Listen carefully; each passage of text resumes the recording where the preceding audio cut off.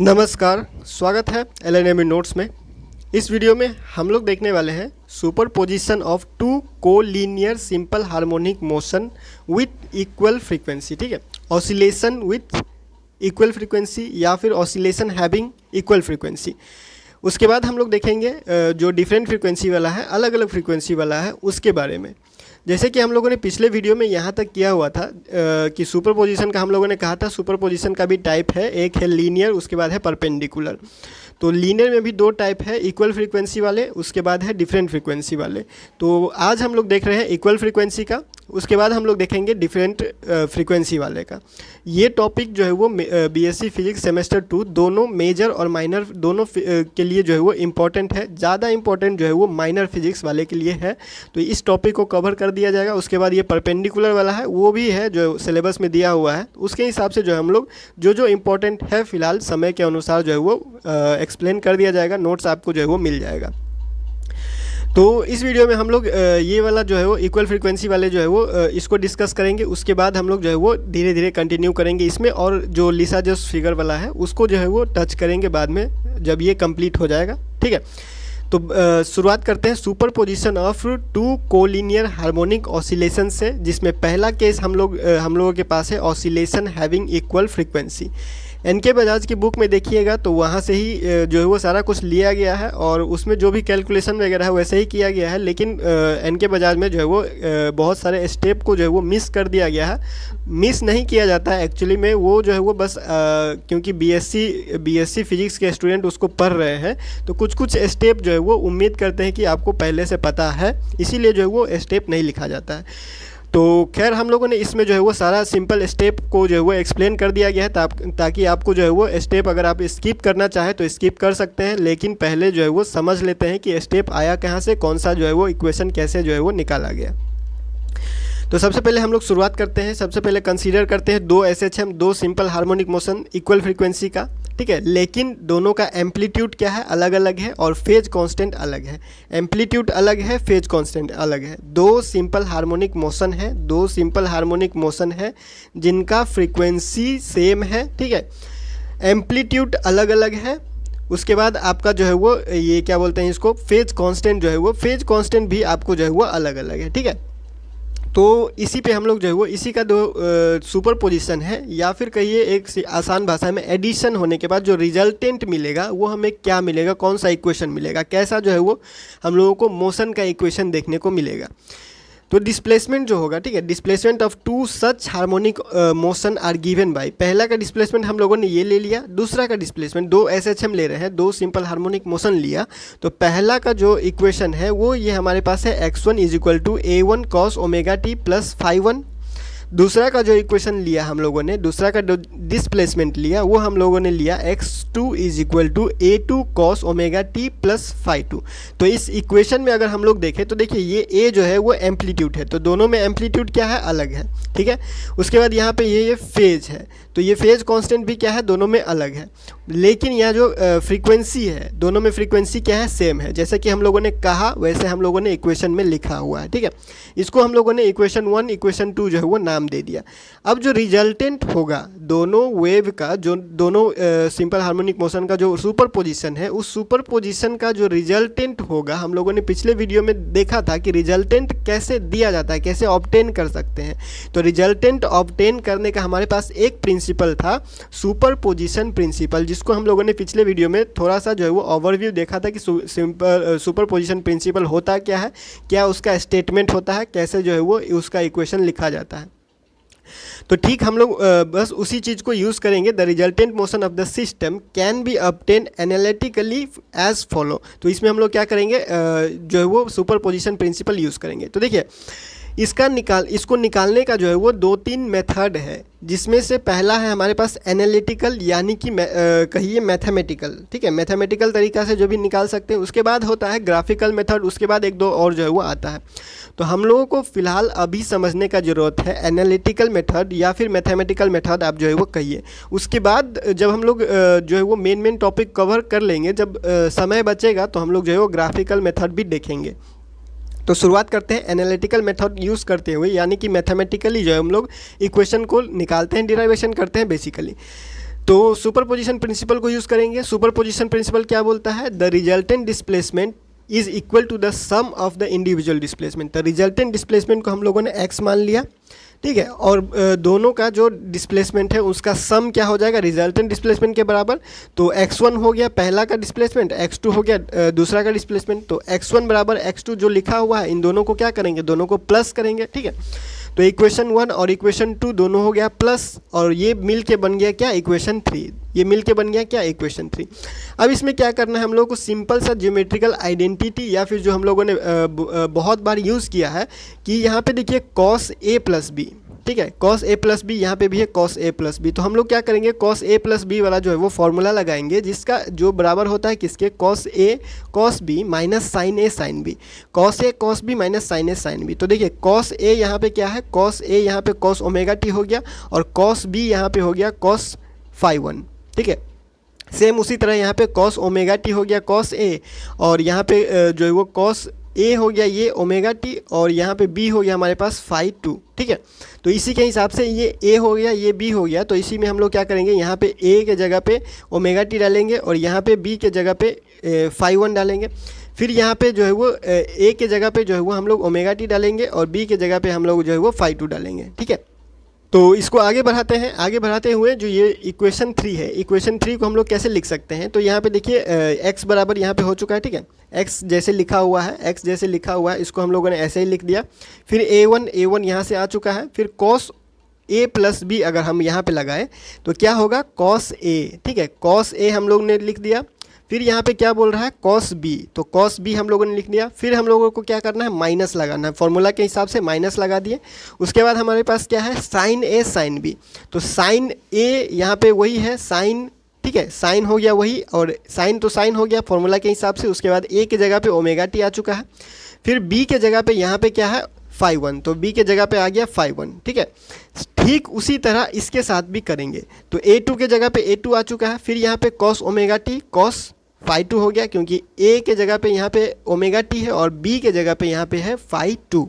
तो ये हमारे पास आ चुका है उसी के जैसा, बस सिंपल सा जो है वो इक्वेशन का जो है वो फॉर्मूला लगा के जो है वो सिंप्लीफाई किया गया है। अब इसमें क्या करेंगे?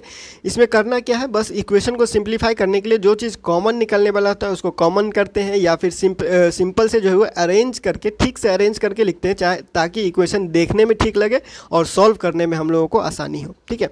तो यहाँ पे क्या किया गया है? इसको इनटू कर दिया गया। a1 इसके साथ मल्टीप्लाई हो गया, फिर a1 जो है वो इसके साथ मल्टीप्लाई हो गया, उसके बाद a2 इसके साथ मल्टीप्लाई हो चुका है, और a2 जो है वो इसके साथ मल्टीप्लाई हो चुका है, ठीक है। तो a1 cos omega t cos phi 1 हो चुका है, माइनस यहाँ से। फिर a1 इसके साथ मल्टीप्लाई होगा, तो a1 sine omega t sine phi 1 ये हो चुका है। फिर यहाँ पे a2 cos omega t phi 2, ठीक है। फिर a2 sine omega t sine phi 2। Simple सा है और कुछ नहीं करना है, ठीक है। आगे बढ़ते हैं। आगे बढ़ते हैं तो इसमें क्या किया गया है? देखिए सिंपल सा है और कुछ नहीं है, बस इसमें आपको ध्यान देना पड़ेगा, छोटा छोटा स्टेप जो है वो आपको ध्यान देना पड़ेगा, बार बार जो है वो 2-3 बार प्रैक्टिस करना पड़ेगा, तभी आप कोई चीज़ को जो है वो, कोई स्टेप को जो है वो स्किप कर सकते हैं, ठीक है। तो अब क्या करेंगे? अब हम लोग जो है वो जो चीज़ कॉमन निकलने वाला है उसको कॉमन निकालेंगे और इक्वेशन को सिंप्लीफाई करेंगे। तो यहाँ पे देखिए cos ओमेगा टी इसमें कॉमन है और इसमें भी cos ओमेगा टी है, तो दोनों में से क्या करेंगे? cos ओमेगा टी बाहर निकालेंगे। cos ओमेगा टी बाहर निकालेंगे तो बचेगा क्या है यहाँ पे? a1 cos phi 1, तो a1 cos phi 1 यहाँ पे बचा। फिर यहाँ पे बचेगा a2 cos phi 2, तो a2 cos phi 2 यहाँ पे बच गया। ठीक उसी तरह इसमें sin ओमेगा टी कॉमन निकल रहा है, तो sin ओमेगा टी कॉमन निकाल चुके हैं। यहाँ पे बचा माइनस a1 sin phi 1, तो माइनस साइन यहाँ पे है a1 sin phi 1। ठीक उसी तरह यहाँ पे माइनस a2 है, तो माइनस a2 है, तो यहाँ पे अगर ब्रैकेट के अंदर जा रहा है तो अगर ये प्लस और ये माइनस माइनस जो है वो इनटू होगा तो माइनस ही होगा रिजल्टेंट। तो इसमें यहाँ पे क्या कर दिए? प्लस लगाए हुए हैं। a2 sin phi 2, a2 sin phi 2 बचा, लिख दिया। इसको कर दिए इक्वेशन 4। अब क्या करेंगे हम लोग? जो है वो लेट करेंगे, कुछ चीज़ें मानेंगे ताकि इक्वेशन जो है वो छोटा बने, देखने में आसानी हो, सिंपल वगैरह वगैरह, तो वही चीज़ है। तो हम लोग क्या करेंगे? इस चीज़ को और इस चीज़ को जो है वो लेट कर लेंगे। इसको a cos थीटा मान लिए, इसको a sin थीटा मान लिए। ये जो भी टर्म है ब्रैकेट के अंदर, ये जो ब्रैकेट के अंदर वाला जो है इसको क्या कर लिए हैं हम लोग? जो है वो a cos थीटा मान लिए हैं, और ये वाला ब्रैकेट के अंदर जो है साइन वाला उसको a sin थीटा मान लिए। इक्वेशन 5 और इक्वेशन 6 जो है वो नाम दे दिए। अब ये जो a और थीटा है ये है कांस्टेंट, ए और थीटा कांस्टेंट है, जिसको हम लोग बाद में डिटरमाइन करेंगे, मतलब कि बाद में निकालेंगे कि ए कितना है और थीटा कितना है, ये हम लोग बाद में जो है वो निकालेंगे अभी ही, लेकिन जो है वो थोड़ा देर के बाद पहले हम लोग जो है वो इक्वेशन बनाएंगे, ठीक है। तो इसको हम लोग क्या करेंगे, अब जो है वो 5 और 6 को, ये इस 5 और 6 में जो हम लोगों ने पुट किया है, मतलब कि जो लेट किया है, इसको हम लोग इस इक्वेशन में यूज़ करेंगे। तो ए कॉस थीटा इसके जगह पे आ जाएगा और ए साइन थीटा इसके जगह पे आ जाएगा। तो इक्वेशन बन जाएगा A cos theta cos omega T और A sine theta sine omega T. Simple. तो सेम वही इक्वेशन क्या बन के आ चुका है, ए कॉस थीटा, यहाँ पे कॉस ओमेगा टी और कॉस थीटा, यहाँ पे A sine omega T sine theta. Simple. अब क्या करेंगे, ए इसमें भी है इसमें भी है, ए जो है वो कॉमन निकाल लिए, ठीक है। ए क्या करेंगे, दोनों में से कॉमन निकालेंगे, दोनों में से ए कॉमन निकाल लिए, तो यहाँ पे बचा cos omega T cos omega T cos theta minus sign omega T sine theta, sine omega T sine theta. अब देखिए ये एक फिर से जो है वो फॉर्मूला बन रहा है। फॉर्मूला क्या बन रहा है, cos omega T cos theta है, तो अगर इसको कॉस ए कॉस बी मान ले, ठीक है, cos A cos B minus sign A sine B कर देते हैं, ठीक है, cos A cos B minus sign A sine B कर देते हैं, तो ये फॉर्मूला पे बैठता है और फॉर्मूला हमारे पास होता है cos A plus B, cos A plus B, ठीक है। तो ये हमारे पास आ चुका है, फॉर्मूला के हिसाब से ए रहेगा, कॉस ए प्लस बी हम लोगों ने लिख दिया, इसको हम लोगों ने इक्वेशन 7 नाम दिया। अब इस इक्वेशन 7 से हमने क्या पता चलता है कि ये इक्वेशन जो आया ये क्या है, एक्स रिजल्टेंट डिस्प्लेसमेंट, निकाल क्या रहे थे, रिजल्टेंट डिस्प्लेसमेंट, आज क्या चुका है, रिजल्टेंट डिस्प्लेसमेंट हम लोगों को मिल चुका है। अब इस रिजल्टेंट डिस्प्लेसमेंट में क्या हम लोगों को पता चल रहा है कि एम्पलीट्यूड जो है इसका वो ए है, ए क्या है इसका एम्पलीट्यूड है, यहाँ पे ओमेगा क्या है, फ्रीक्वेंसी है, फ्रीक्वेंसी क्या है, सेम रह रहा है, सेम फ्रीक्वेंसी लेके चले थे जो इंडिविजुअल फ्रीक्वेंसी था, मतलब कि जो x1 वाला का फ्रीक्वेंसी था ओमेगा और x2 वाला का ओमेगा फ्रीक्वेंसी था, तो दोनों को मिलाने के बाद भी जो फ्रीक्वेंसी है वो ओमेगा ही रह रहा है, चेंज नहीं हुआ है। एम्पलीट्यूड बढ़ा घटा जो भी हुआ, एम्पलीट्यूड ए है। यहाँ पे है हमारे पास एक थीटा है हमारे पास फेज कांस्टेंट, थीटा हमारे पास है फेज कांस्टेंट। अब इस थीटा और ए को हम लोग डिटरमाइन करेंगे, ए और थीटा डिटरमाइन होगा इक्वेशन 5 और 6 से, ए और थीटा डिटरमाइन होगा इक्वेशन 5 और 6 से। इस इक्वेशन को ठीक से देख लीजिए, पहले हम लोग ए को डिटरमाइन करेंगे, मतलब पहले ए को निकालेंगे। तो ए को निकालने के लिए इस दोनों इक्वेशन को क्या करेंगे, स्क्वायर करेंगे, इन दोनों इक्वेशन को स्क्वायर करेंगे, ठीक है, दोनों इक्वेशन को स्क्वायर करेंगे और ऐड करेंगे, दोनों इक्वेशन को स्क्वायर करके एक बार जोड़ देंगे, फिर दोनों इक्वेशन को एक बार डिवाइड करेंगे। तो सबसे पहले हम लोग करते हैं दोनों इक्वेशन को स्क्वायर, उसके बाद जोड़, यानी कि एडिंग करते हैं।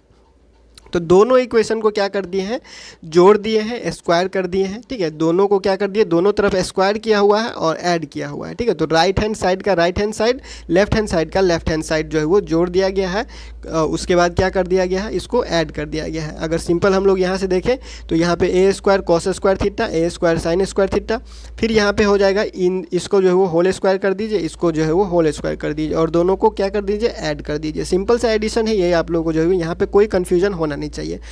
आगे बढ़ते हैं, ठीक है। तो अगर आप बुक में देखिएगा, एन के बजाज बुक जो है वो, एन के बजाज का जो बुक है उसमें आपको क्या किया गया है, ये जो स्टेप है इतना स्टेप आपको नहीं लिखा गया है, ये इतना स्टेप जो है वो नहीं लिखा गया है, सीधा ये इक्वेशन आपको मिलेगा, ये वाला जो लास्ट वाला इक्वेशन है ये इक्वेशन आपको वहाँ पे देखने को मिलेगा।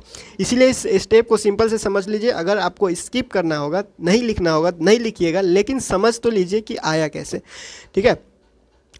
तो सबसे पहले हम लोग क्या कर दिए, दोनों को स्क्वायर कर दिए और ऐड कर रहे हैं। तो दोनों को स्क्वायर कर रहे हैं, ऐड कर रहे हैं, इसमें से ए स्क्वायर कॉमन निकाल लिए, तो cos square theta plus sine square theta, ये बाद में जाके n1 बन जाएगा, तो बचेगा सिर्फ ए स्क्वायर, ठीक है।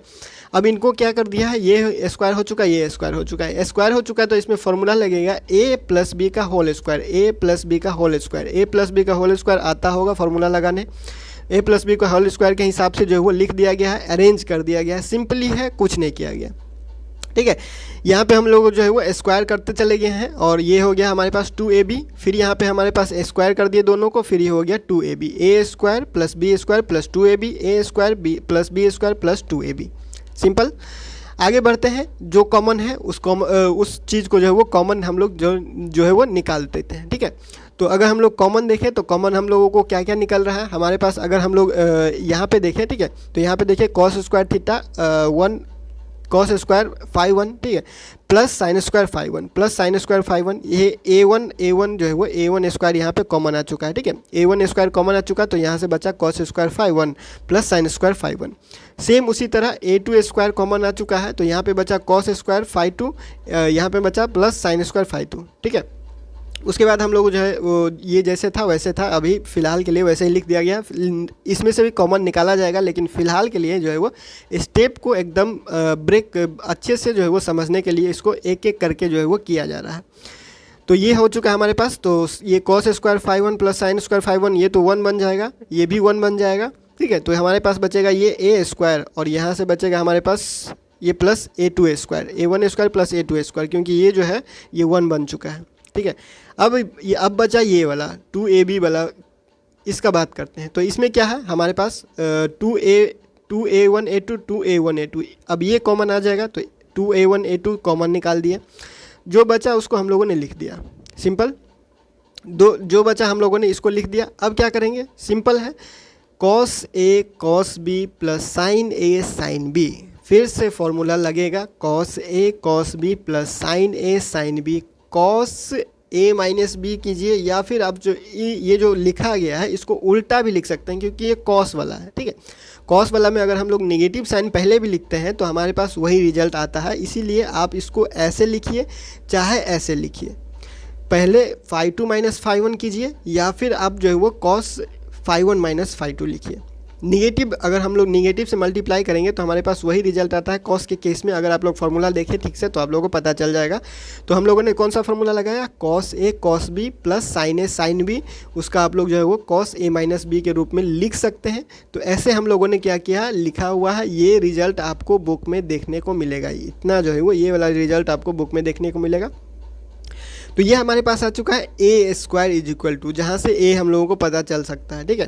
तो इसको सिंप्लीफाई कर दिया गया है, ये जो five two minus five one को फाइव लिख दिया गया है, ठीक है, five two minus five one को फाइव लिख दिया गया है, सिंपल। आप यहाँ तक भी लिख सकते हैं, बुक में यहाँ तक लिखा है, अगर बढ़ाना चाहते हैं तो बढ़ा के यहाँ तक भी लिख सकते हैं, कोई दिक्कत नहीं है। तो ये हमारे पास आ गया ए, ठीक है, ए के खोज में चल रहे थे, ए जो है वो निकल चुका है। अब निकालेंगे थीटा, क्योंकि हम लोगों के पास ए और दो कांस्टेंट था, ए और थीटा दोनों को निकालना था, तो ए जो है वो हमारे पास आ चुका है। अब निकालेंगे हम लोग क्या, थीटा।